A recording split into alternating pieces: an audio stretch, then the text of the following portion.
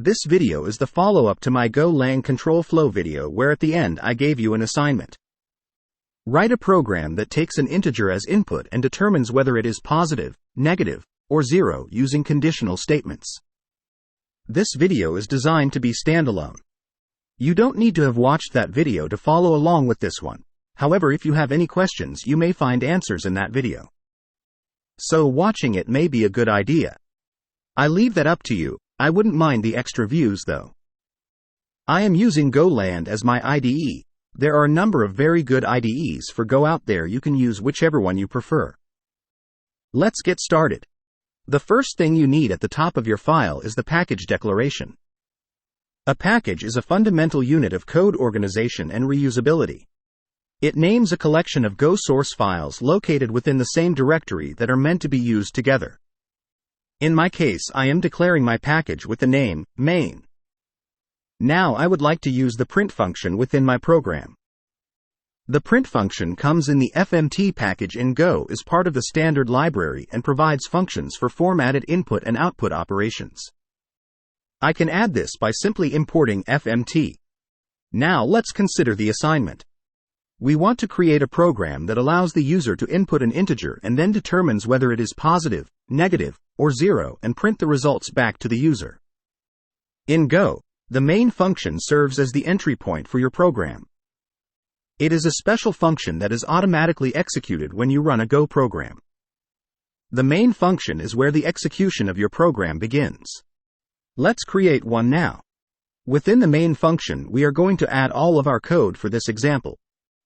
The first thing we will need is a variable to store the input from the user. Let's call it num.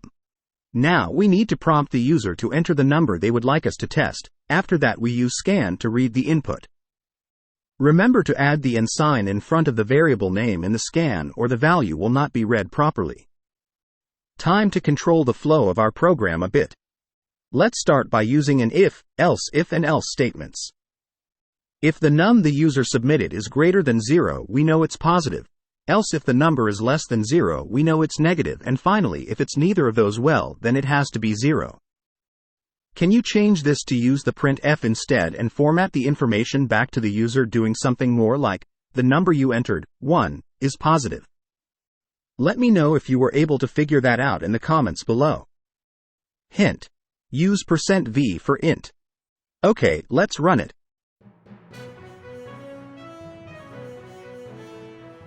Well, that worked well. Let's try again using a switch statement.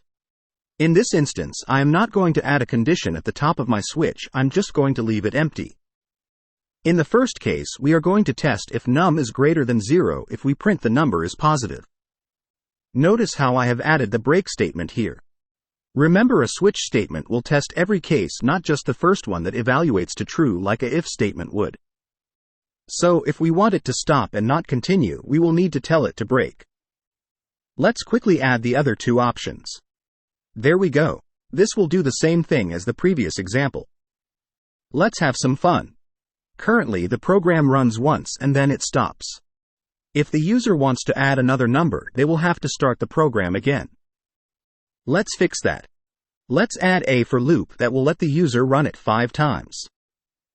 First we initialize the for loop by setting I equal to 1, then we add the condition if I is less than or equal to 5, continue. Finally, after the body of the loop is run, we increment I by 1. Now when we run it, the user will be able to test 5 different numbers. Okay, what if we want the program to continue as long as the user doesn't submit the number 0? What could we use to do that? Can you guess? We can use a while loop. If we change our counter to be a boolean and initialize it to true, then we can test as long as I is equal to true, it will continue.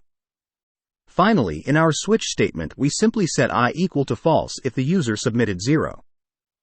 Well, that's it. I hope you enjoyed this quick example on basic control flow in Golang. Check out my next video where we look at functions in Golang.